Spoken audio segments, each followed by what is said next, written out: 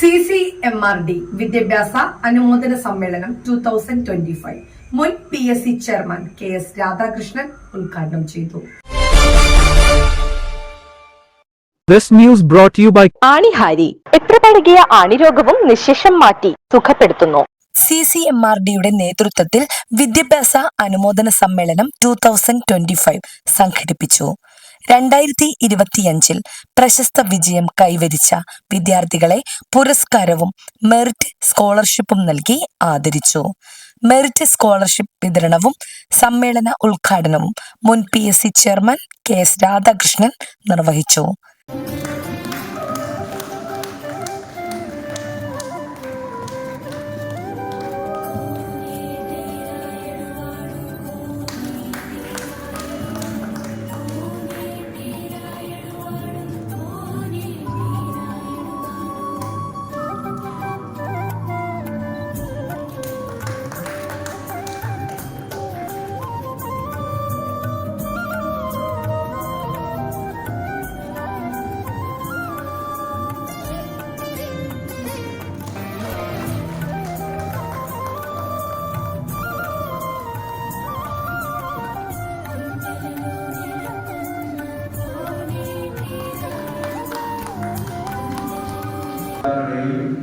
അവർക്ക് വേണ്ടി മറ്റ് സൗകര്യങ്ങൾ ചെയ്തുകൊടുത്ത എല്ലാവരെയും ഞാൻ ഈ സന്ദർഭത്തിൽ ഹൃദയപൂർവ്വം അഭിനന്ദിക്കുന്നു.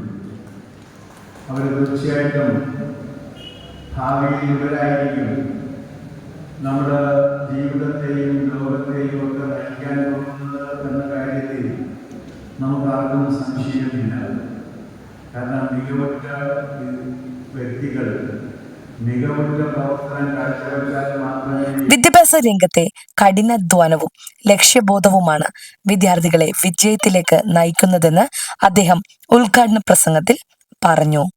CCMRD secretary advocate Subhash Nayarambalam സ്വാഗതം ആശംസിച്ച ചടങ്ങിൽ പ്രസിഡന്റ് KK വേലായുധൻ അധ്യക്ഷത വഹിച്ചു. മുൻ കുഫോസ് ഡീൻ KS പുരുഷൻ മുഖ്യപ്രഭാഷണം നടത്തി. വിദ്യാഭ്യാസം സാമൂഹിക മാറ്റത്തിന്റെ ശക്തമായ ആയുധമാണെന്ന് അദ്ദേഹം പറഞ്ഞു.